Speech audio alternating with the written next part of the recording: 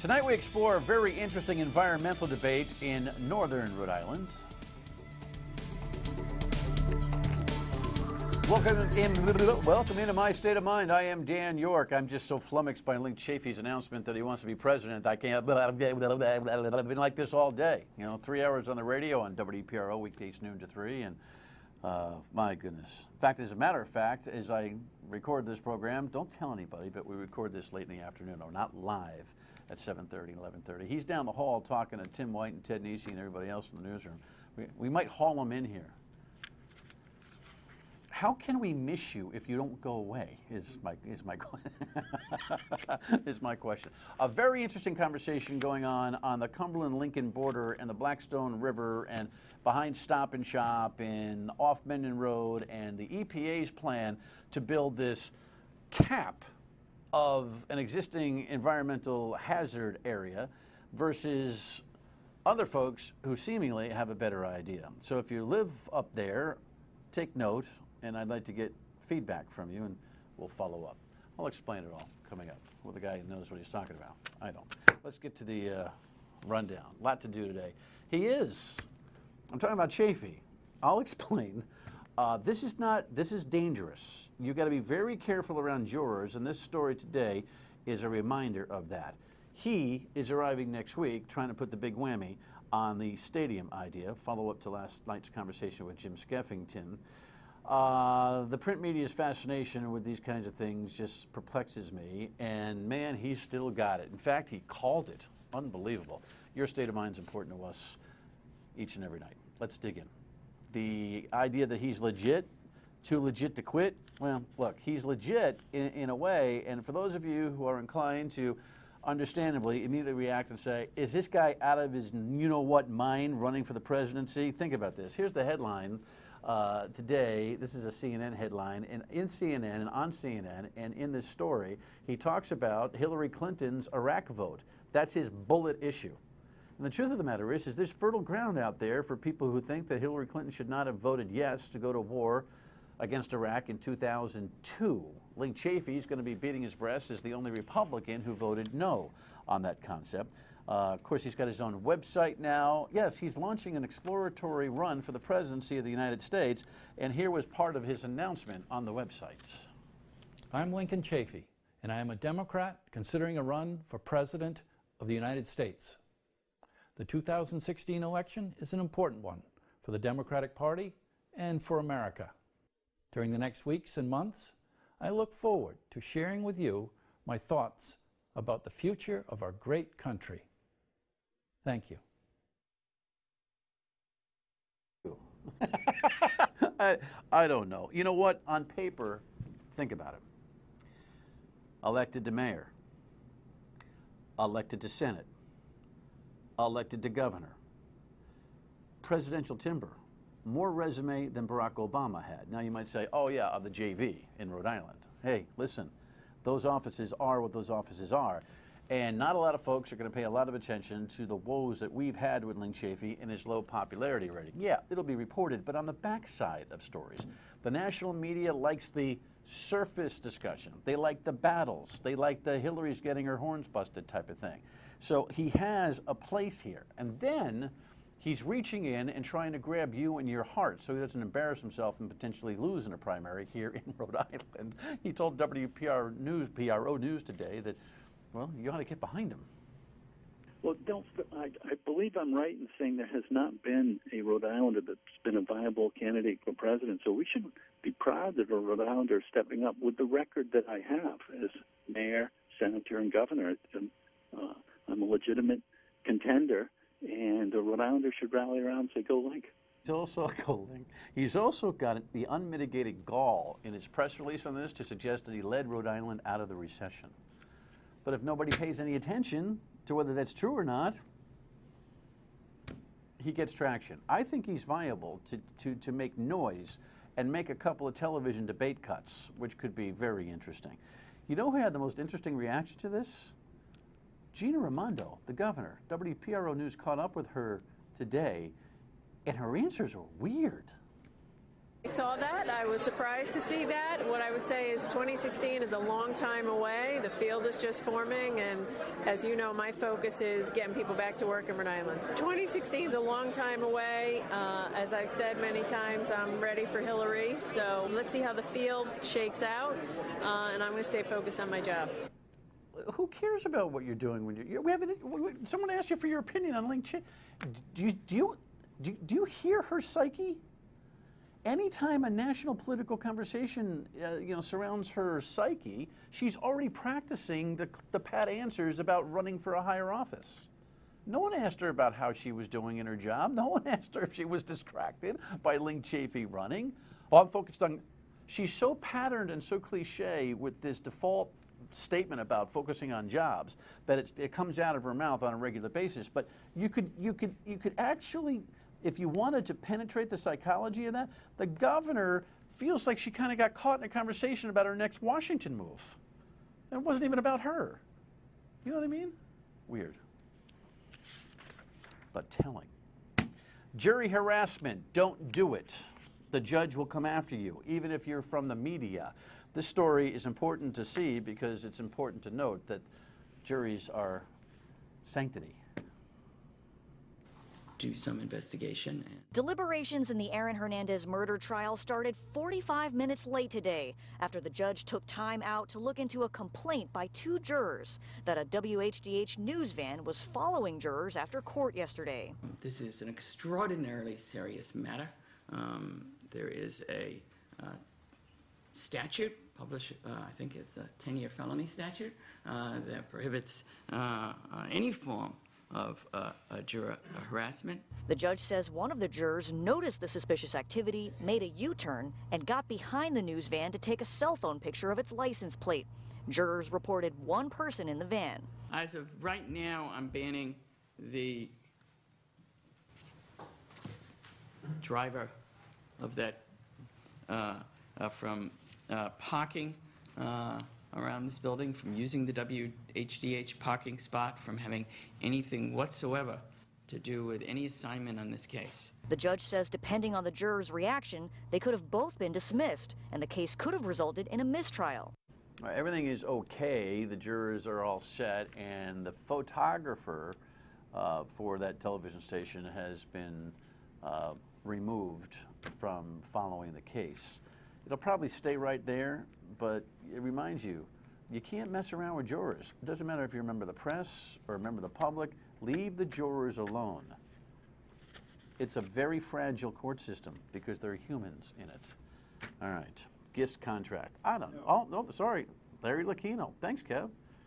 Did you hear Kev yell? No! He likes the Red Sox, Paw Sox stories anyway. Don't flip the page ahead of Kevin. Hey, let's do the Larry Lucchino one, Kev. We could. Give me the headline. We don't have a headline.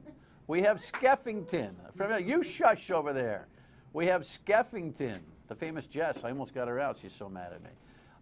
Mr. Skeffington was here yesterday. You know who he is. He's the new co-owner and president of the Paw Sox, and he talked about the process next week for the Big Ask. We're finishing our cost estimates, and we should have that done hopefully by the middle of next week. And we'll lay out a plan. They've asked us to lay out a plan as to what it would take to keep the team here. Yes. We'll lay out that plan. There'll be numbers associated with it. There'll be an economic impact statement prepared by a consultant as to what it will mean to the state and the city, and that will frame our ask.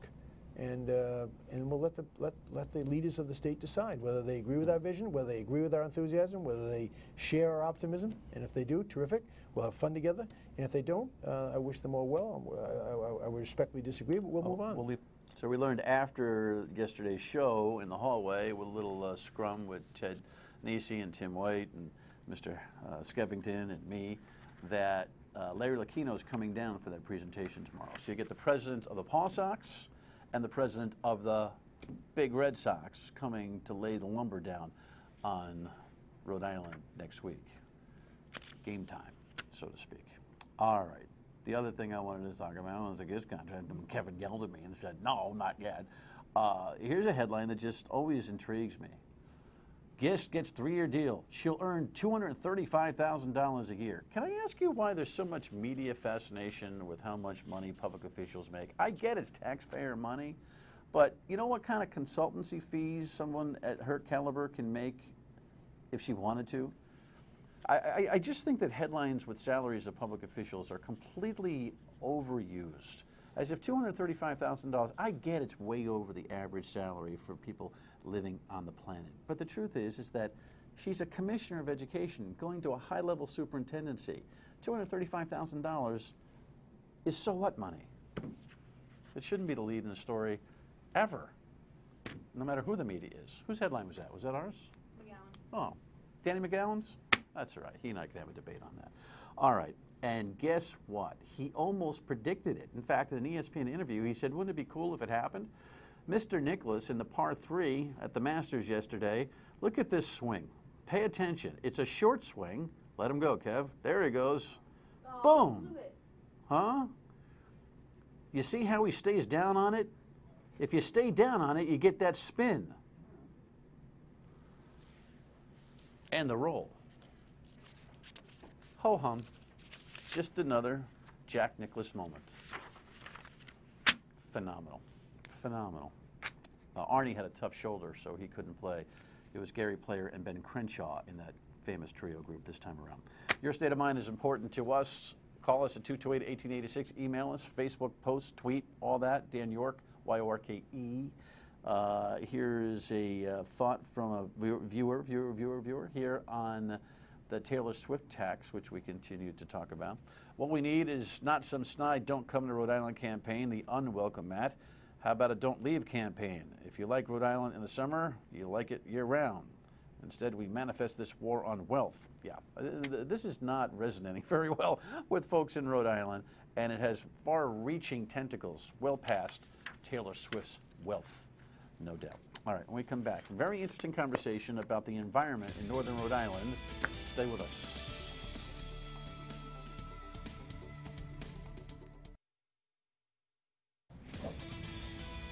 So I've been following from a distance this conversation that's going on in the town of Cumberland, and the folks in Lincoln are paying a lot of attention too. And it's about the Blackstone River, and it's about what's called the old Superfund sites. That was a phrase that got really famous back in the 80s, where everybody listen, in the 60s and 70s, we just dumped a lot of garbage all over the place and didn't clean it up. And then the federal government went, "Oh my God!" And now we continue to work on cleaning up environmental sites. And there's this very interesting debate going on right now between what the federal government is proposing for a cleanup of the Blackstone River area there in Cumberland and what the folks who have a stake in the game would like to see. And let me show you a picture in the middle of my conversation here.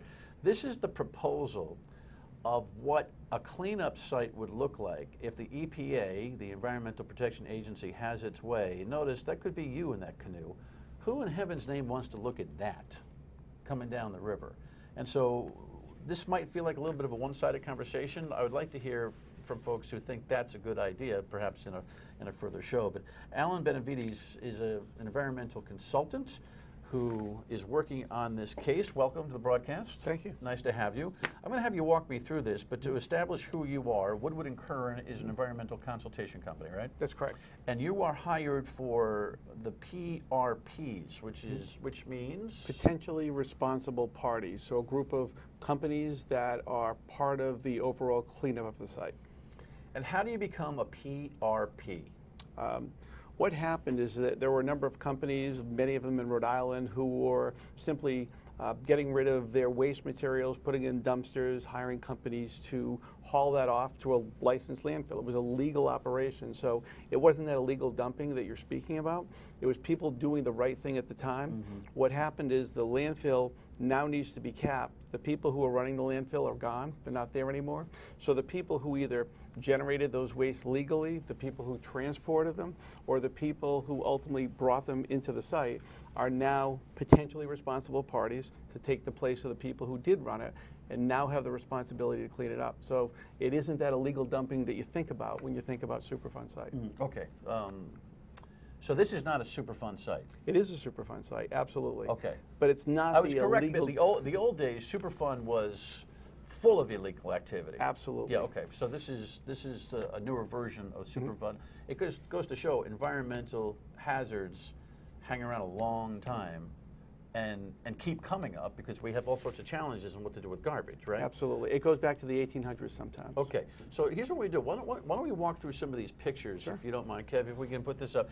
And I know this is not, don't strain your eyes, folks, looking at this thing, but and we'll show you some pictures as we go, but this is, what does OU mean, by the way? That's operable unit. So what EPA does is they sort of group areas of a Superfund site off, and they try to attack them based upon the nature of what's there. So it's an overall area that this particular group of potentially responsible parties are responsible for. Okay, slide 2. You're going to start to get this a little bit here, folks. Right. If you're from Cumberland or Lincoln, you'll see that this is a familiar place. You'll see the river in the middle, right, Alan? That's correct. Okay, and on the right-hand side, you see all those little homes up there?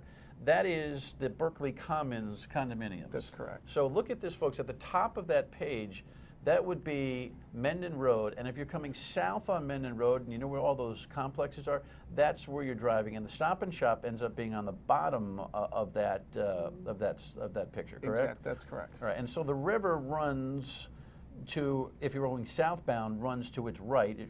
If you're going northbound, runs to its left. Correct. All right. Next slide here. This is what the government is proposing to do. That's correct. It really is difficult seeing it in this aerial view, but it captures the overall OU2. And what you see there is essentially what the end product is a big green bald hill. With vents sticking up, and that's the solution that currently is. Those little lines there in that green area, those are actually pipes, a type of structure, right? Venting of the gases and the garbage in that hill? Exactly right. So that's what those are currently, and given the fact that there's no vegetation in this proposal, those are highly visible. Okay, well, there's a good job there, Kev. Yeah. So that's what they would look like. Right. So what you see on the bottom is really, it's called riprap, but essentially large crushed stones really limits the ability to access the site, and we think is a really not the look that one would envision when you're looking at what's a potential national park. Now, you say something really interesting there. Why wouldn't somebody want to access the site? Well, guess what? Landfills get turned into nice places. That's exactly right. And next slide. Let's see if we can do that. That is the vision for this. It's a park. It's a park. One of the key aspects and the differences you'll see here, if you look along the river, what we think the appropriate vision should be is something that maintains that vegetation. So keeping that is extremely important to the approach we think for this remedy. That's very pretty from there. Is that what that would look like? Right. Is that your proposal or the EPA's proposal? No, this is our proposal. Yeah, so that's this very is, pretty. So that's a canoe and what you would see if you're coming in looking at the canoe. And the next slide is the EPA's, right? Can we get that for me, Kev? The one that we shot at the beginning. Yeah, so that's their idea. Now you contrast what you'd like to do and what they're proposing right now, and you see a dramatic difference. Exactly. All right. Correct. What else do we have here to show visuals and have some play? We actually have some arguments. Well, that's what it looks like right now. Exactly right. It's a mess. And we think keeping it looking like this is an extremely important part of what to do to remediate the site. All right. Okay. So come on back to me. It's a lot of pictures. Do you get that? When we come back, we'll talk about why this is even a conversation, where the process is now, what you can do to have some input, and all of that. Stay with us.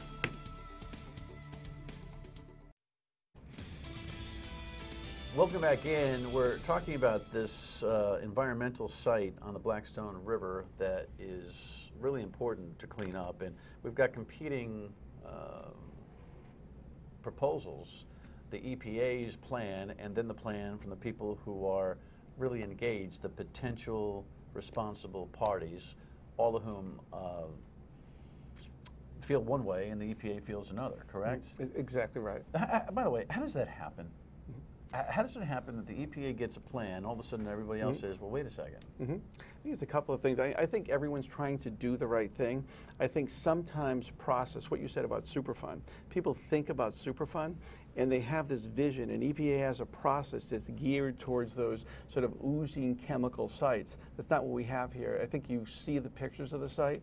So when they try to take that process and apply it to something a little bit different, it sometimes doesn't work, and we think that's the case here. Yeah, you got a couple of bullet points that we want to share, and Kev, I might want to go back to a couple of those pictures too.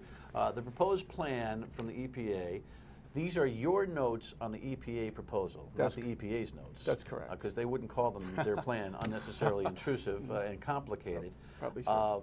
But you know, in the middle, moving every single tree out of the site, and right? If you can make it pretty, make it pretty. Right. Right. What we think that the plan should be is try to maintain every tree that's at the site. It's important because this isn't a landfill in the middle of nowhere. This is on a bike path. This is on a potential national park. And what it looks like when it's done is extremely important.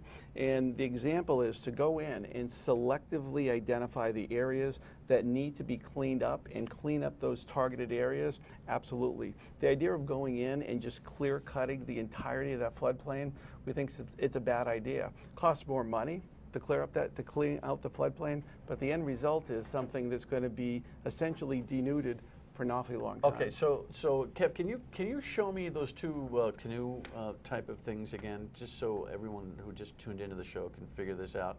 This is what the EPA plan would look like. That's right. And then if you show me the other one, Kev, you'd be a miracle worker for me. Thank you. And so this would be the look that you guys are proposing. Which one is more expensive? The other one's more expensive. The EPA's is more expensive? EPA is more expensive. And I think the example I gave you is a good one, which is if you take every tree out of the entirety of the floodplain and you remove all the soil as part of the floodplain, it's absolutely going to cost more money. But at the end of the day, you're going to end up with a look that you just saw. The idea of going in and targeting the areas that absolutely need to be cleaned is what we think is a better idea, and it's more cost effective. So the potential responsible parties have to pay for the project one way or the other, correct? That's correct. Okay, so that's why they hired you to kind of double check and see. And did you know going in that this was that your option was going to be a better option than the EPA's? EPA really, in August of last year, came out with a plan that really dictated the approach that you saw. So we were hoping that we had the opportunity to look at what you just saw. We proposed that to EPA. EPA is now saying, well, we listened, but we think this singular idea is what we want to go forward. What we think the right approach is, let's look at what makes sense. Give us the opportunity, and there's actually a great proposal from Cumberland that just came out that we think also warrants evaluation. Does it look like yours? It's a little bit different. It's called evapotranspiration cap. We certainly, the group that we're part of is looking at the hybrid cap. ET cap's a little bit different. Frankly, it offers more benefits in terms of the environmental end result. So certainly we should be part of the equation. We just don't think that the story should end now and have the ability to look at these as part of the remedy going forward. So do me a favor, agree that you'll come back and share some ideas with other parties, if not just the town, maybe the EPA. I only got about a half a minute here. What's the process? Where is this? When's the decision going to be made on this? We don't know the exact date. We heard that it could be May, it could be perhaps the summer. So there was an opportunity for public comment. We felt it was far too short. It was 30 days. It really isn't enough time. So EPA put a plan out. Everyone had 30 days to look at it. We think more was necessary. They provided it. But when EPA comes out, we're not sure. We're hoping that... What do you want people to do? I think stay involved, understand what the issues are, and really support what we think is the best environmental approach. All right. Come on back when I get a couple more players in this game, will you? Would love to. Very good learning lesson. Why is it so... It seems obvious to me. What do I know? One final thought and we come back. Yeah, we got to follow up on this environmental story. It's too important, and it seems like the feds have themselves caught up in something here. We'll see. Tomorrow, speaking of feds, Congressman Jim Langevin joins us. A conversation I already know about because I taped it this week. You'll enjoy it. See you on the radio tomorrow at noon on WPRO. Go Link.